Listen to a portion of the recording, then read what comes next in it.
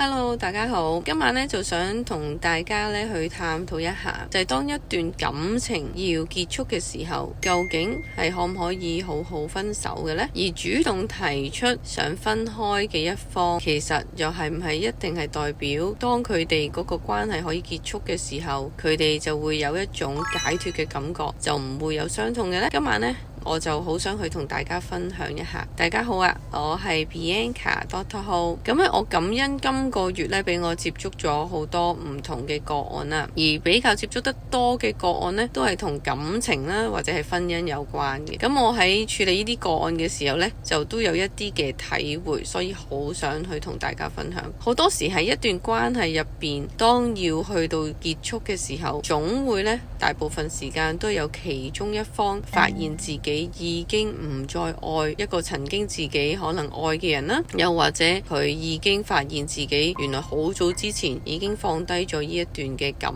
情，甚至乎呢係已經做咗一啲嘅行為呢係有呢個離開，或者呢就係已經離開咗呢段感情嘅狀況嘅。咁喺呢個時候呢，好多時佢哋就會好想去提出要同對方分開啦。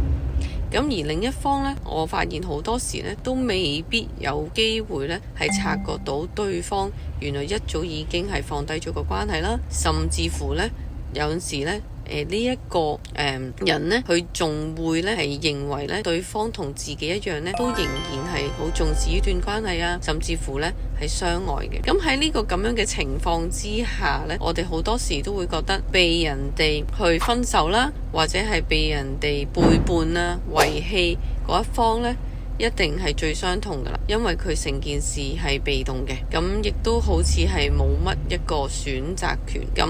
喺呢個時候係咪真呢？咁主動嗰一個又係咪真係冇傷痛呢？咁喺我嘅觀察入邊呢，其實每一段感情當去到一個位，大家都要去抉擇係唔係應該要捨棄呢一段感情嘅時候呢，無論係主動提出或者被動接受，願意抑或唔願意嘅一方呢，其實都會面對住唔同嘅傷痛嘅，亦都係有一個嘅過程嘅。咁頭先已經講咗啦，被動嗰一方當然嗰種被遺棄嘅感覺係咪啊？覺得自己唔夠好，可能就會因為咁樣而俾人哋遺棄啦，又或者可能自己做錯咗嘢，甚至乎呢，可能呢就係覺得呢，原來自己呢一直以嚟呢都係做錯咗選擇嘅。咁主動嗰方呢，其實佢嘅傷痛係啲咩呢？好多人可能覺得就係佢主動嘅喎，咁佢應該係一種解脫喎，因為本身就想做呢件事噶嘛。咁亦都唔一定嘅，因為當一段關係開始嘅時候，我相信或者我睇到觀察到呢，都感受到其實雙方一開始嘅時候確實呢係對對方呢都有一種嘅好感啦，可能係中意感覺啦，未必去到有愛嘅成分，但係點都會有一啲呢正面嘅感受嘅。咁所以當一個關係要結束嘅時候，主動提出嗰方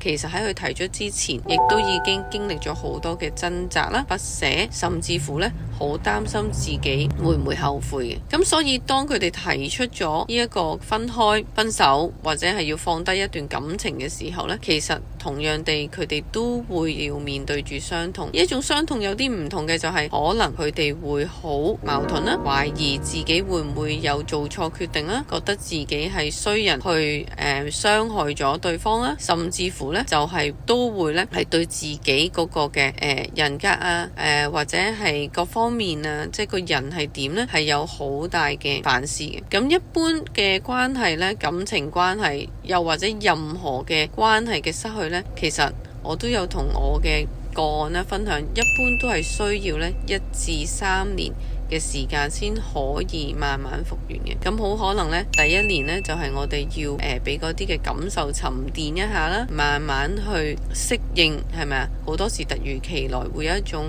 個心隱隱作痛嘅感覺，好傷感，